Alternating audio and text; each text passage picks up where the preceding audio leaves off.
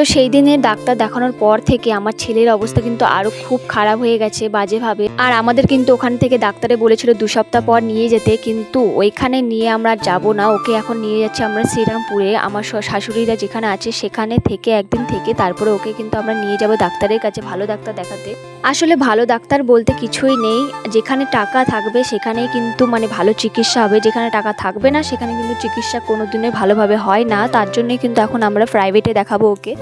আর এখন যেহেতু শ্রাবণ মাস চলছে, যার জন্য কিন্তু দেখো প্রচুর পরিমাণে ভক্ত বেরিয়েছে বাবার মাথায় জল ঢালতে যাওয়ার জন্য। তার জন্য কিন্তু ট্রেনেও এত পরিমাণে ভিড় ছিল যে আমরা কোনো সিট পাইনি, শেষে কিন্তু আমরা নিচে বসে এসেছি।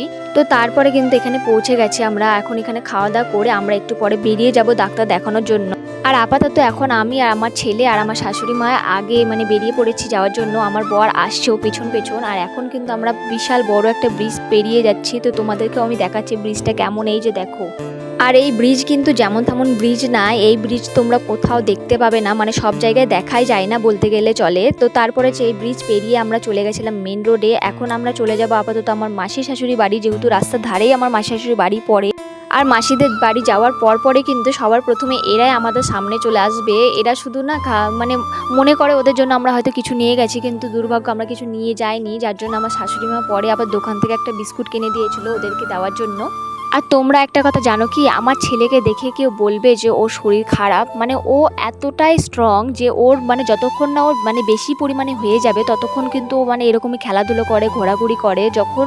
তো যাই হোক, আর এদেরকে আমরা বিস্কুট দিয়েছি। আর আমার ছেলে কিছু না নিলে কি চলবে বলো? তো তাকেও আমার মা একটা জিনিস কিনে দিয়েছে, কি জিনিস জানি না, আইসক্রিমের মতো দেখতে লাগছে কিন্তু আদৌ কিন্তু এটা আইসক্রিম না। তো তারপর মাসি বাড়ি থেকে বেরিয়ে আমার ছেলে বায়না করেছিল আইসক্রিম খাবে, কিন্তু কোথাও আমরা আইসক্রিম খুঁজে না পেয়ে শেষে ওকে একটা দই কিনে দিয়েছে মা। দই খাবে বলেছিল, কারণ ও না ভাতটা তো ঠিক মতো খেতে পারছে না। আর এই যে এখন দেখতে পাচ্ছ কেমন বাহানা করছে কোলে ওঠার জন্য। ও বলছে আমি হাঁটতে পারবো না, আমার পায়ে ব্যথা করছে।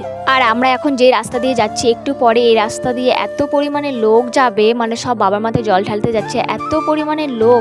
যখন রেলগেটটা দিচ্ছে তখনই আমরা কিন্তু আসতে পেরেছিলাম আর কি, না হলে কিন্তু তোমরাই দেখতে পাচ্ছ দেখো প্রচুর পরিমাণে ভক্ত যাচ্ছে।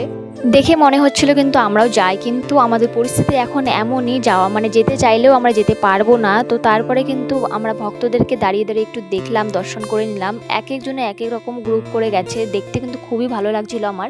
তো আমরা কিন্তু এখন ডাক্তার দেখিয়ে নিয়েছি, আর আমরা এখন এখানে একটু বসে থাকবো, বসে থাকার পর বাড়ি যাব। তো তারপরে কিন্তু দেখো সন্ধ্যার দিকে আমরা বসে আছি। ডাক্তারে কিন্তু খুব একটা ভালো রিপোর্ট বলেনি। কাল আমার ছেলের কিন্তু অপারেশন হবে একটা ছোটোখাটো।